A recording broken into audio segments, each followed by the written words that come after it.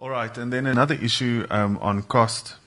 We see now that there are some of industry that are not taking themselves off the grid as a result of the lack of supply from Eskom, but rather as a result of the cost that has become unmanageable, and that's making them uncompetitive. What would the cost implications of nuclear be? Would it make for a competitive package based on the supply, or would it be able to supply at a competitive cost as well? I will answer to your previous question. Nuclear has all the time to be an agreement between two countries. It's linked to the fact that we are touching nuclear materials, and we have the issue of non-proliferation. And you cannot build a nuclear power plant in a country without having an agreement between two countries. It's the first point. It's not the case for coal, not the case for gas. When the government is speaking about a strategic partner, what they have in mind? They have in mind to have an agreement with a country able to provide them what they want, building 9 or 10 gigawatt nuclear, but also transferring know-how to create a local industry. Since 2006, they have the same view. We need to build a nuclear industry, or rebuild, because some has been done in the past, nuclear industry in South Africa. That means you cannot compare, and this, what you were telling for me is wrong, the ambition to be a strategic partner with a long-term fixed price, which is typically the fact linked to a build, own, and operate. Okay? If we can decide to build a nuclear plant for us and to sell electricity. But in this case, you will explain to me how you can transfer know-how, technology, if you do this, because you do it for yourself. It's written build, own, and operate. It's not written build, own, transfer the know-how, develop the technology, no. Because the financial guy, I see some bankers there, on a BOO, they want to have the money back. They know exactly how it works. So that means for me, it's not an opposition. The government has to decide if he wants to have a BO where he will have a nuclear plant, but he will have not necessarily a full technology transfer and so on, and a strategic partner when together in the time frame, they will build relationship and transfer the know-how and transfer the technology. For me, it's two different things, two different approaches. And you have tendency to put them together, it's completely different. Okay, and on the issue of competitive cost? You know, we can discuss for until tomorrow morning, 6 o'clock, about the interest of cost competitiveness of nuclear. I want to say just one thing. As Victor told, it's already 400 nuclear plants in the world. The Chinese are building, six per year or 10 per year? 10 per year. 10 per year. Do you think they are completely crazy? They are building also coal plant, one plant every 2 weeks or every week. Okay? Do you think they are completely crazy? No. The difference is you build capacity to have an economy able to develop themselves. If you don't, you have no energy, you cannot develop the economy. I just finished. One thing is when you speak about high price of nuclear, cheapest price of electricity in Europe today is still France.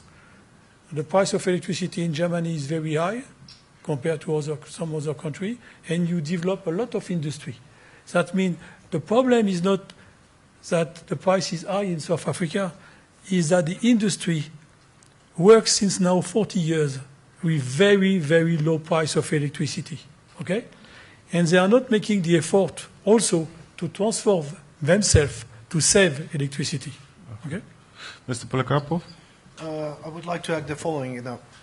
First off, speaking about the price, nuclear is the cheapest and cleanest energy. We forget about saying that this energy is clean.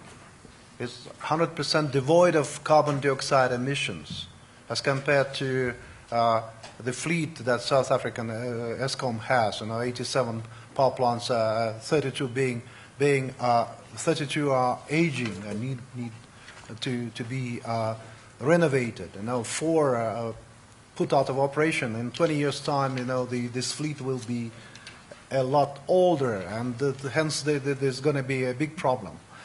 As far as the overnight cost is concerned, we can have a different approach. Let's call it a long-term investment.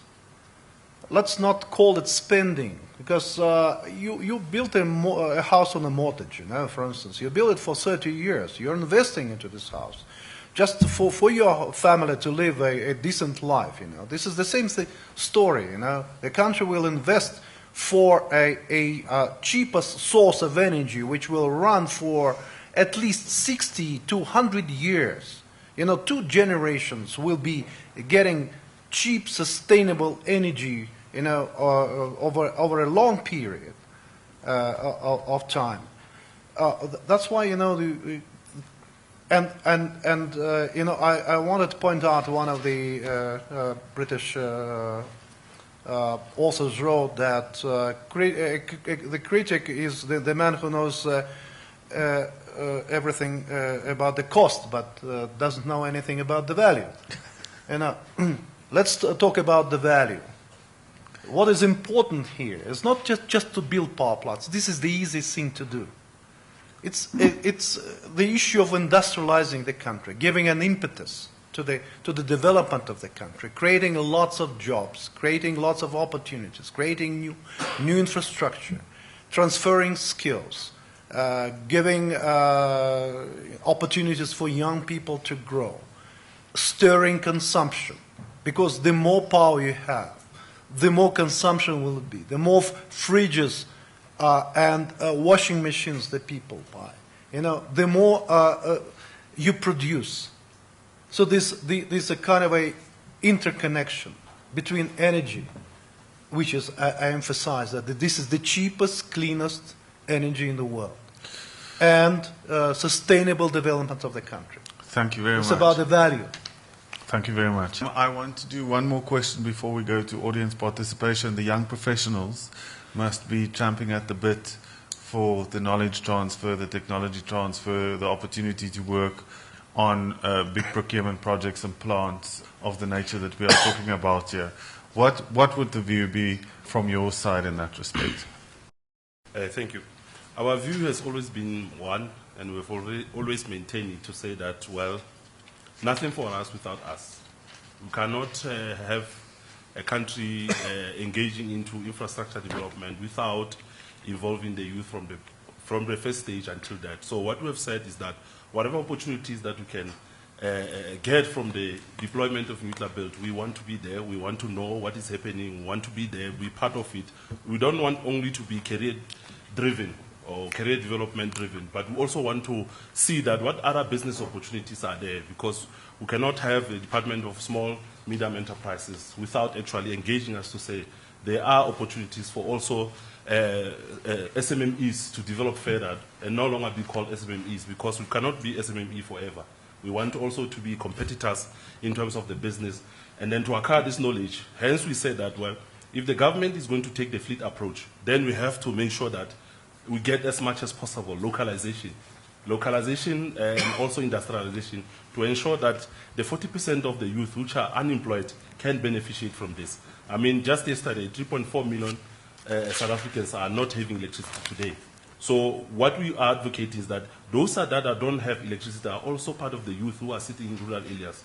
So it is important for us to ensure that we engage them, we involve them, and we participate in this development going forward. Hence, we have been part of this to ensure that we take information from the stakeholder to those young professionals sitting at home without any prospect of the future. So our take is that whoever is going to be a strategic partner or partners must take cognizance of that. There is the youth of this country who also want to beneficiate as much as possible from the deployment of this new build.